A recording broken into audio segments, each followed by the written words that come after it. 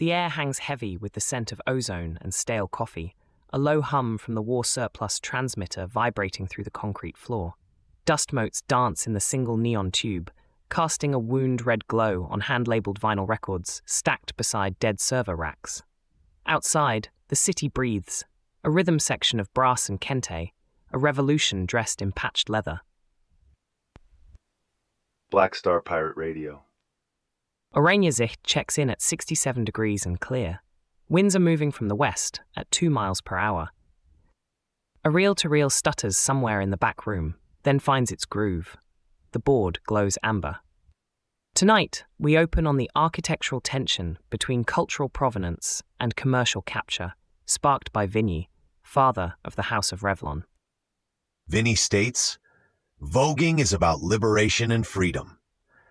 Yet the concrete facts show a rapid commercialization, with brands like Pepsi and Gap utilizing voguing in recent ad campaigns, and mainstream TV productions such as FX's Pose bringing it to global audiences.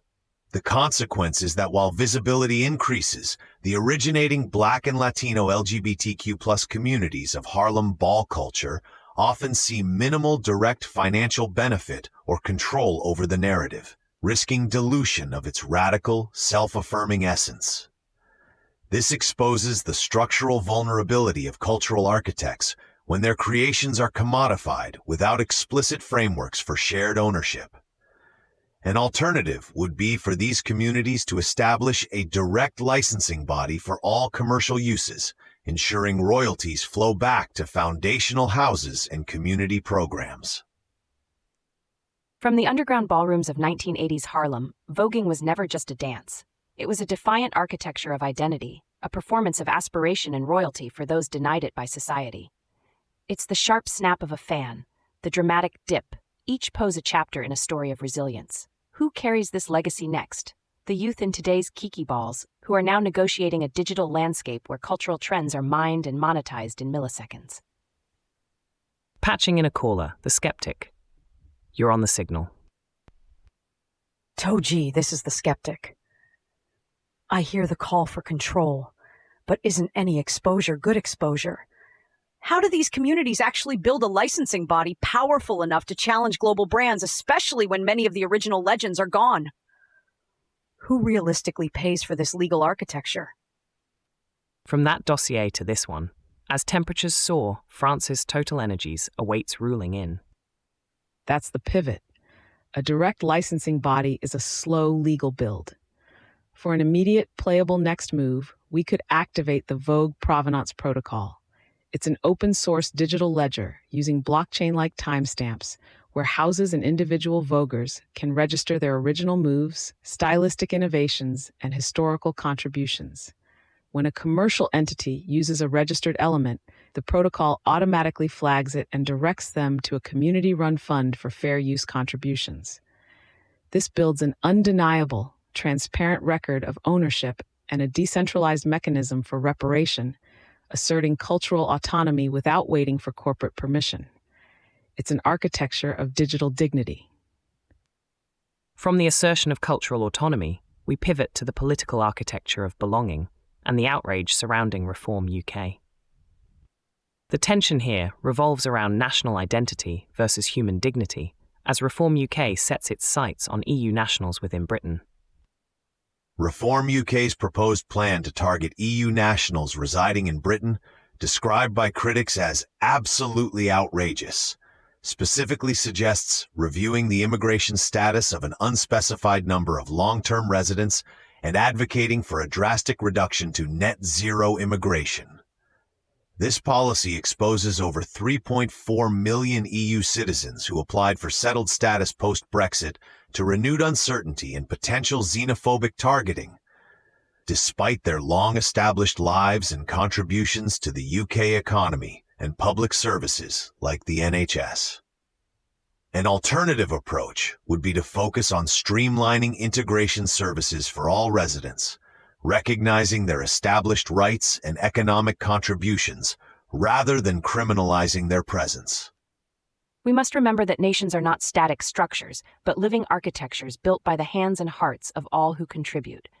From the Huguenots to the Windrush generation and now EU nationals, these communities are not just economic units, they are cultural vectors, weaving new threads into the fabric of Britain. The proposal threatens to unravel decades of civic commonality, replacing it with a brittle, exclusionary framework. The question is, who bears the cost of this forced deconstruction? Patching in a caller. Go ahead. Toji the skeptic again. While I agree with the outrage, what's the tangible structural defense against a political party gaining power on an anti-immigrant platform? Mass protests often get ignored. How do you build a civic commonality when a significant political force actively dismantles it? Copy that, bringing it back to the main thread. Your point on resistance is sharp. Instead of just protesting, we need to build an interdependent citizen registry. This initiative would empower EU nationals and their allies to publicly document and map their intricate social and economic ties, family units, local business networks, community volunteer efforts, and contributions to key sectors like healthcare. This isn't just a list, it's a living architecture of mutual reliance. The chosen next move is to launch this registry as a digital physical hybrid, hosting community workshops in every major UK city with significant EU populations. This creates an undeniable visual and data-driven counter-narrative, exposing the devastating ripple effects of any mass removal policy and asserting the inherent dignity of these interwoven lives as a structural pillar of British society. Same dossier, new angle, keep the thread tight.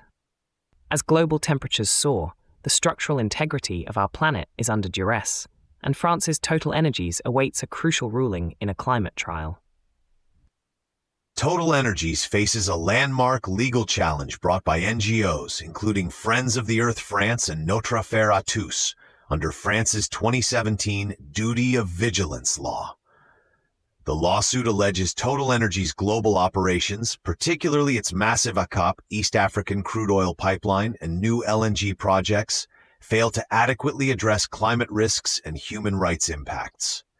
This exposes the corporation's continued fossil fuel expansion despite its public green commitments, making its net zero by 2050 claims appear structurally unsound.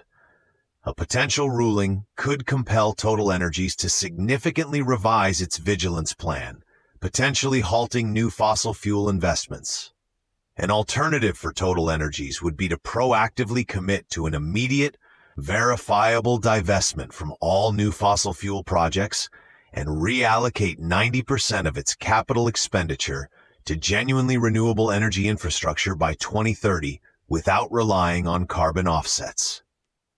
This isn't just about a corporation in a courtroom. It's a test of whether our legal architectures can truly protect the ancestral lands and futures of global communities. The soaring temperatures, the vanishing glaciers, the intensified droughts, these are not abstract. They are the lived realities of indigenous peoples and vulnerable communities in places like Uganda and Tanzania, directly impacted by projects like EACOP. The trial exposes the profound disconnect between corporate profit models and the sacred trust of planetary stewardship. Who then carries the weight of this climate debt, and who designs the architecture of global justice? The Global Current just delivered a new data. We've got someone.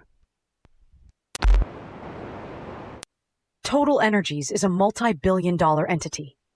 Even if they lose this trial, won't they just find loopholes or shift operations to countries with weaker regulations? How does one legal ruling truly change the global energy architecture when the demand for fossil fuels still exists? It feels like patching a hole in a collapsing dam. Black Star Pirate Radio.